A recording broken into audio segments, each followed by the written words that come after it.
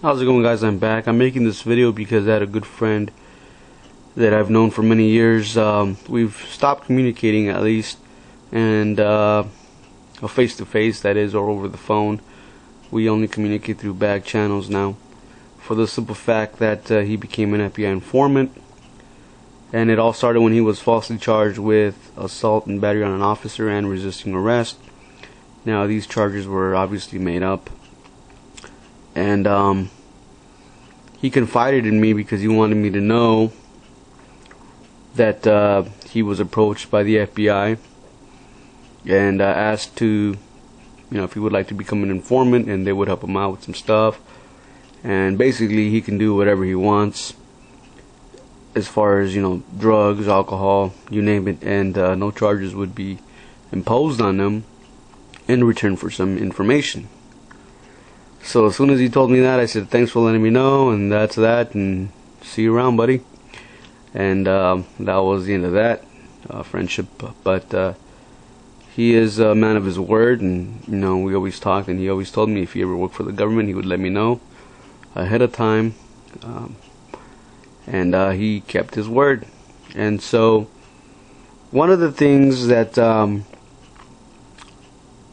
I was told, that one of the tricks, I guess, that some informants do, and I'm not saying he does this, and I don't know if he does or doesn't, but one of the things I was told is that, for example, let's just say somebody's wearing an ankle monitor and can't leave their house at, say, 6 p.m. After 6 p.m. they gotta be home, or something to that effect.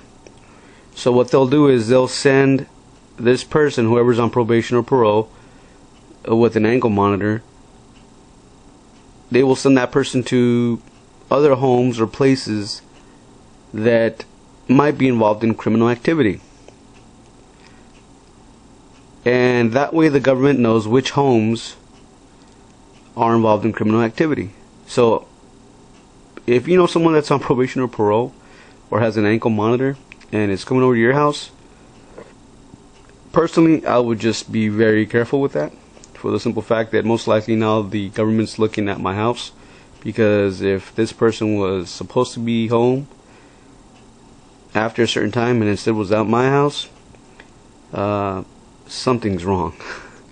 So that's one of the things that I was told that some people do.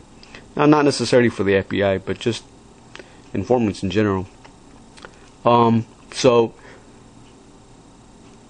this video is so that you guys understand why I would never be friends with anybody that's on probation, parole, or any kind of informant. Because if they are in your car, the car can be searched without a warrant because they are on probation or parole. Or if they're an informant, they're going to just say you have drugs in there somewhere. Now, I've heard of other people talking about how somebody else that I personally don't know, I'm not a friend of, was just a plain informant, and this person would show up in certain places and cops would go and raid the house on a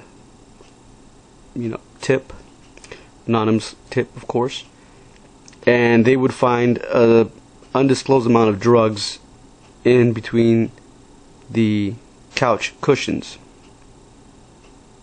when before that person ever showed up there was nothing there. So things like that have happened with somebody else that I personally don't know, but I've just heard of. And yet people are stupid enough to still allow these people into their home. Not these same people that got screwed over, but other people that have heard of that still let this person hang out with them. So it just amazes me how stupid people can be. But hey, the sky's the limit, I guess. So let me know what you guys think of this video.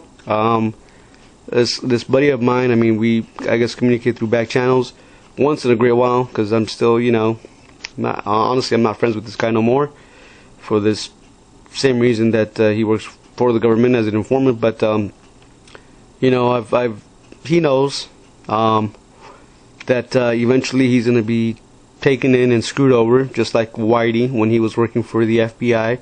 If you guys want to look it up, it's a case that just finished.